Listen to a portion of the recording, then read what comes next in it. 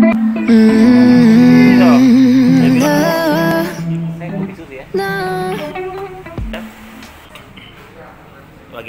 way out-nya untuk bisa betul-betul ini? Sebenarnya kalau kita pakan mau dulu yang kita lihat. Kalau bicara pakan sebenarnya sama dengan kalau kita bicara pabrik semen. Alright. Apa sih susahnya itu pabrik semen? Teknologi paling rendah dari segi pertambangan. Sama pakan. Ngambil batu. Semua bahan bakunya ada kita kuasai. Iya. Tapi kenapa sampai hari ini kita tidak punya pabrik pakan? Misalnya udang saja ya, untuk udang. Oke. Unsur-unsur yang dipakan, yang dikonsumsi, dimakan udang itu saat ini adalah semua tersedia dalam negeri? Ada. If so, kenapa nggak ada inisiatif untuk sejauh ini? Apa yang kita baca? Justru itu pertanyaan saya. Enggak, maksudnya pasti baca lah. Kenapa? Bahkan ada yang aneh, karena kami tidak boleh, tidak usah penelitian tentang pakan udang. Karena sudah ada di industri sudah ada pemasok. Itu yang saya bilang tadi. Sama tadi saya bilang ibaratnya mau beri semen, apa sih susahnya? Tapi ini kan statement skeptis. BRIN misalnya atau peneliti ada kan untuk memberikan opsi bahwa the easiest way adalah bahwa ini dan ini ada di sini. Kenapa harus beli pakan? Itu gimana? Mau praktisnya saja atau memang tidak ada effort untuk korban di awal? Teknologi paling tinggi di pakan itu kan hanya di ini ya, membuat pakan terapung, extruder. Semua formulasinya kita punya. Membuat pakan terapung. Oh, itu butuh ingredient khusus. Butuh alat. Alatnya kan cuma 1 sampai 10 M ya. Alat itu. Alat itu. Kalau kita punya alat itu semua ada kok. Tidak ada perusahaan bisa eksis. Cuma memang saya tidak tahu kebijakannya makanya Bu Susi dulu kan pernah mencak-mencak. Bu Susi dulu tidak mau melirik budidaya, yang dia lirik dulu, bikin dulu pabrik pakan. Pakannya di Jogja itu yang pokoknya macam-macam, tapi kan tidak ada yang sama dulu waktu orang menangkap. Kenapa tiba kita melimpah ikan di Maluku? Kenapa justru orang Korea yang kita gunakan? Produk-produk Korea yang kita mengimpor. Yang kita baca, to the point, yang kita baca bahwa pakan ini itu didominasi oleh pihak tertentu yang memang membatasi, atau negara yang tidak memberikan kemudahan, atau? Ya, negara kan butuh pajak. Ada juga perusahaan yang dominan kan? Kalau dia yang memprotes kan industri. Tapi kan ada persaingan usaha bahwa kalau ada KPPU ya. Iya. Kalau memang ada inisiatif untuk itu nggak, why not? Tapi kan tidak ada ya. Tidak ada. Negara kan tidak mau pusing. Mohon maaf saja. Kalau saya lihat negara tidak pusing karena gampang sekali teknologi. Tidak ada yang serius. Dia bilang itu kan sudah ada dari China, sudah ada dari Korea, Thailand, sudah ada dari Thailand. Ngapain kita buat lagi? Sampai tulang-tulang sapi kita, perusahaan negara kita, masyarakat kita kumpulkan tulang-tulang sapi segala macam untuk bahan pakan untuk pabriknya orang Thailand. Sampai segitunya ya?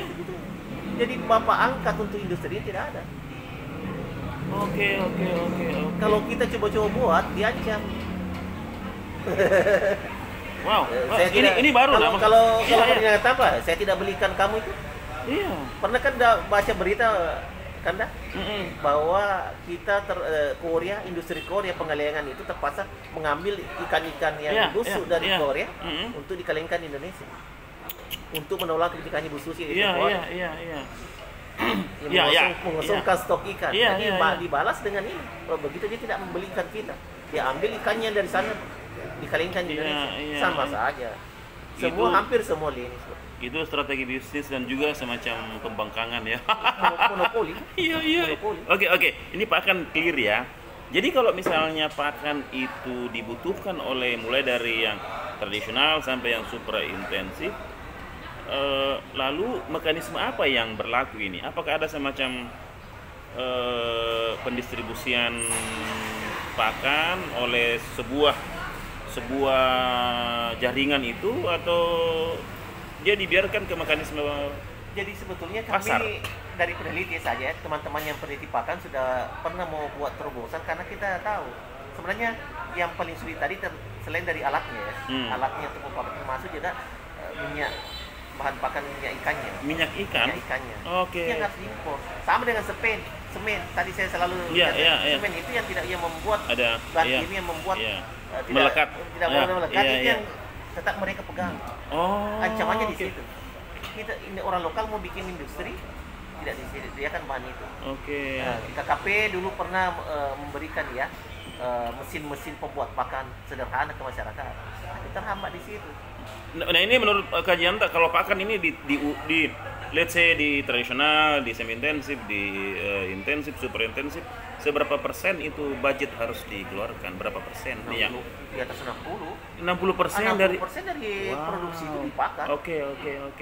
Makanya yang berani untuk tambah intensif memang yang punya uang modal banyak. besar. Yang pedang yang menguasai akses ke pakan itu. Ke pakan Coba aja itu kita jalan-jalan ada ke engagementnya. ke daerah kawasan ini ya, kawasan di Takalar sampai Bulukumba yang tambah intensif. Siapa membeli tambah di sana? Yang punya akses juga ke pakan. Oke, clear. Oh itu soal pakan. Terus soal benur kita ini, hatchery yang ada kita ini masih bisa diandalkan. Yang ada tersebar saat ini. Kalau kita bicara ya, itu udang memang harus serius ya. Oke, Termasuk oke. untuk hatchery. Kita bicara di Baru saja ya, misalnya hatchery. Yang dikelola oleh pemerintah tidak produksi. Tetapi dengan teknologi sederhana, masyarakat punya ya, pengusaha-pengusaha lokal backyard pet ya, justru berproduksi. Wait, fasilitas yang dipunyai pemerintah justru tidak berproduksi. Apa alasan? Bapak tahu? Saya kadang-kadang karena bukan bidang saya kata ya, jadi kalau kami penelitian kan juga ada bidang-bidang tersendiri. Tambak saja ya, hatchery. Kalau dikelola sendiri kadang-kadang sukses. Iya. Tapi kalau di jadi laporan saja. Iya. Bahkan Iya. sebelum berproduksi sudah ada laporan kematian. I know what you mean. Ya, oke. Bagaimana caranya? Nah, kita mau ambil contoh yang baik tentang kolaborasi, tentang pemerintah, dia menjadi rujukan. Jadi memang tadi harus ditantang. Tantang. Jadi jangan selalu dimanjakan dengan suplai dana, suplai fasilitas. Dibiarkan saja dia apa namanya tadi, pihak ketiga harus masuk. Iya. Pihak Oke. ketiga orang harus masuk, tapi harus dipastikan pihak ketiganya itu ya kalau saya sih tanda kutip. Kalau perlu harus pengusaha-pengusaha lokal. Iya. Jangan lagi ini ya. Pemerintah harus melibatkan non pemerintah untuk ikut kontributif dalam skema seperti ini. Supaya mainnya skala bisnis ya. Mm-mm. Kalau skala proyek pemerintah nggak bisa jalan. Iya. Karena pasti targetnya kalau gagal ya bikin laporan gagal. Iya, kalau saya itu bahwa Pandawa 1000 itu yang kita tadi obrolkan itu menurut saya adalah sesuatu yang serius. Jadi kita ingin memastikan bahwa kalau Pemprov serius, kita harus maksimalkan resources, budget, terus personil yang mengurus itu. Dan ada dua ini yang saya pikir-pikir juga, kira-kira suara kita keluar ini seperti apa supaya Pemprov ini aware dengan orang yang tepat, sistem yang benar, dan anggaran yang lebih dari cukup. Toh? Jadi tiga ini saya mau advokasi sebenarnya kita ya. Jadi selain menjadi pembelajaran bersama juga menjadi kebanggaan bahwa ada ini Bapak Dokter ini harus paling tidak mengingatkan kita ini loh yang harus menjadi concern toh. Simple toh. Nah, oke. Benur hatchery kita. Bapak tahu ada berapa hatchery di Sulsel yang masih operasional? Ada informasi nggak? Kira-kira average-nya berapa? Saya pernah data-datangi tapi tidak terlalu ini ya, agak tertutup juga hatchery yang besar ya. Oke. Tapi ada hatchery masyarakat ya di sepanjang Lowita itu, Notasalo Lowita masih beroperasi di Baru juga. Karena tidak sembarang juga terlokasi hatchery. Istilah backyard itu ya? Backyard. Oke. Backyard itu di belakang ini ya. Oke, kalau begitu saya mau spesifikan. Kalau di Sulsel ini 20 sekian kabupaten kota, spot-spot tambak plus hatchery itu di mana? Yang hatchery-nya hanya di daerah-daerah Baru dan Pinrang. Takalar ada sedikit, cuma itu balai punya ya. Oke. Dulu kan pernah banyak tuh di daerah Galeu Sungai. Nah, tapi kan kolaps ya. Kan.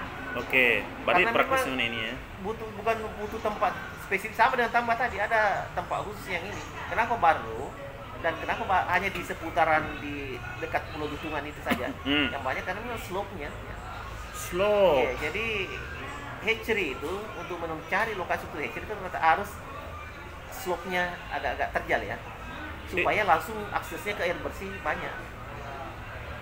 Slope harus terjal supaya air bersih, air laut maksudnya yang bersih. Harus memompa air dari air laut. Kalau daerah-daerah yang landai kan jauh sekali. Landai harus. Nah saya pernah lihat itu banyak orang di hatchery dia panjang keluar. Udah layak berarti ya. Biaya tinggi kan. Oke. Komponen biaya untuk water treatment yang paling tinggi kalau hatchery. Oke, itu realitas kita ya susah mengenai hatchery. Lalu kan reliefnya tinggi ya, bahkan tahu. punyanya Pak Baramuli kan di atas gunung kan. Tetapi kan dekat sekali dengan laut. Langsung pipanya bisa ke situ. Pipanya. Oke, satu lagi, ada berapa sih? Tentang indukan. Indukan ini orang menyebut indukan Aceh, indukan Sulawesi juga ada. Pandangan tak mengenai ketersediaan indukan untuk menghasilkan benur yang berkualitas seperti windu itu.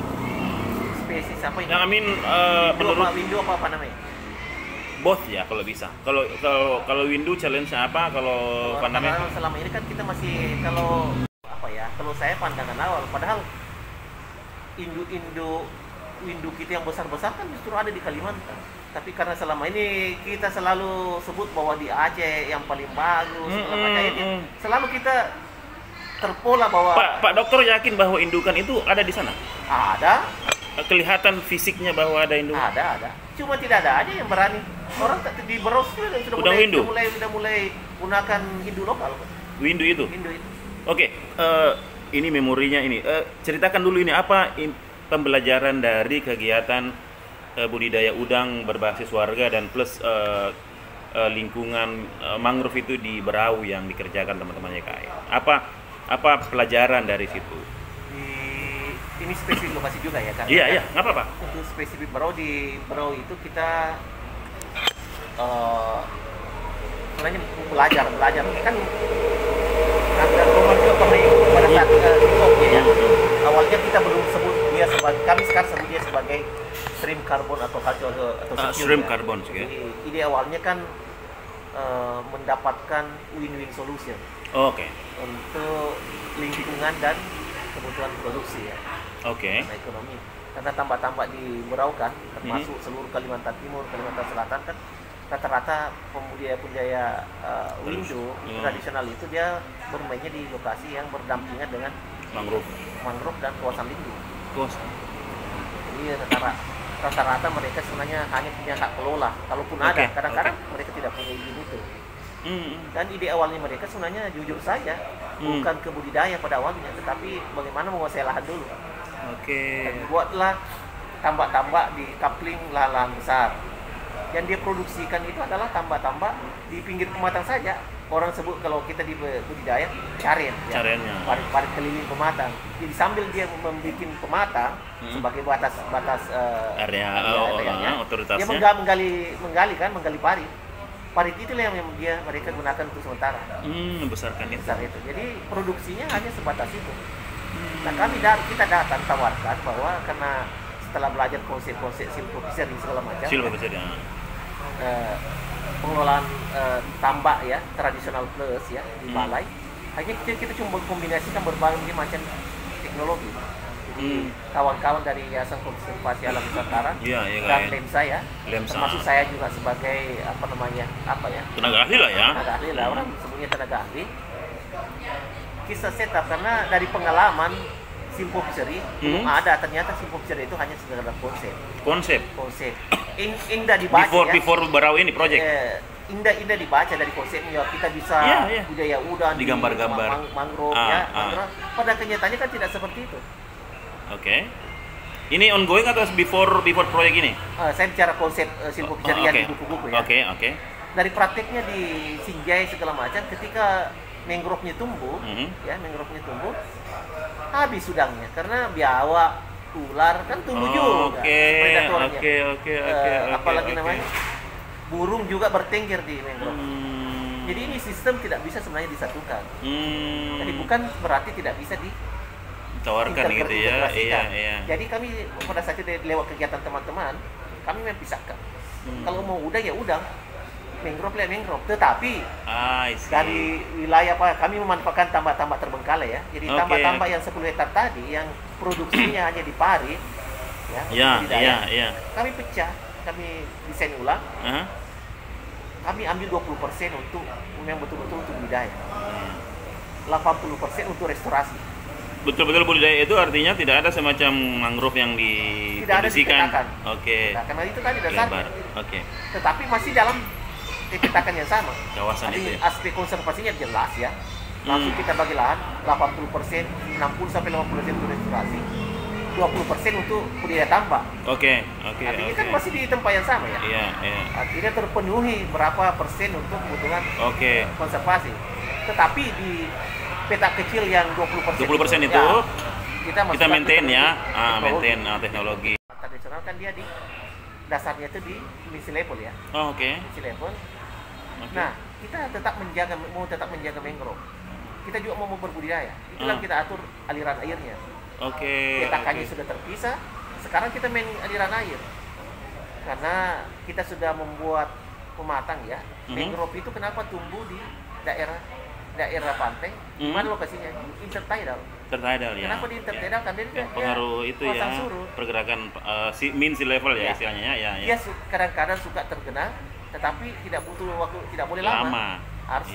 Jadi dia mainnya di pasang surut. Itu mangrove. Itu mangrove. Nah, itu yang kita modifikasi di dalam tambak itu tersebut, kita atur aliran airnya supaya aliran pasang surut ini tetap lancar lah ya. Lancar. Tapi itu masih kategori tradisional ya. Masih tradisional. Oke, meskipun semua anunya itu dibuat lebih Tradisional plus.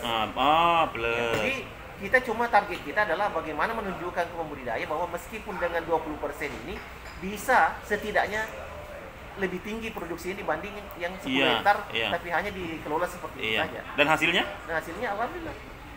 Oh ya? Apa yang ditebar window? Kalau kemarin tidak ada kecelakaan di waktu Tokolan ya Pak, itu kami bisa sampai 50%. Kecelakaan? Teman-teman operasional itu. Oh iya. Operasional karena idam apa semua ya? mati aerator ya. Oh. Jadi terpaksa cuma sekian persen yang kami tebar. Gitu. Tapi dari yang sekian kami tebar itu sampai kita dapat SCR sampai 50% ke atas. Sementara pembudidaya cuma SR-nya tadi dengan sistem ini cuma sampai 1,0 sekian sampai 1%. Oke. Itu hasil programnya 50% SR ya. Artinya dengan uji coba pertama saja meskipun tidak maksimal itu kami sudah melewati. SR itu 50%, more than 50% itu sampai dipanen ya? Sampai panen. Oh, oke. Kita sudah melampaui dengan kondisi begitu saja sudah melampaui produksi rata-rata tambak yang dikelola secara tadi. Iya. Ada angka di situ? Ada. Dari 2 hektar saja, 2 hektar saja sudah mengalahkan produksi budidaya 10 hektar. Wow. Waktu itu berapa dapatnya panennya? Panennya waktu itu karena kami cuma tebar berapa ya? Cuma 1000-an, tapi hidupnya itu sampai hampir 500 ekor. Wow. Jadi 20% kan? Iya. Sementara membudidaya kan cuma 0, sekian persen, 1% ya. Itu baru budidaya. Dan itu pilot toh, tidak nanti kalau bisa dimasukkan. Itu baru budidaya. Tapi saya sebut tadi kan silvophysaria plus. Iya. Silvophysaria, kenapa bukan silvo aquaculture? Iya. Karena di situ ditumbuhkan juga di mangrove sebelah 80% toh. 20% budidaya. Mungkin ada dari saluran itu bisa panen per 2 mingguan. Ikan juga. Lebih tinggi hasilnya dibanding budidaya. Iya.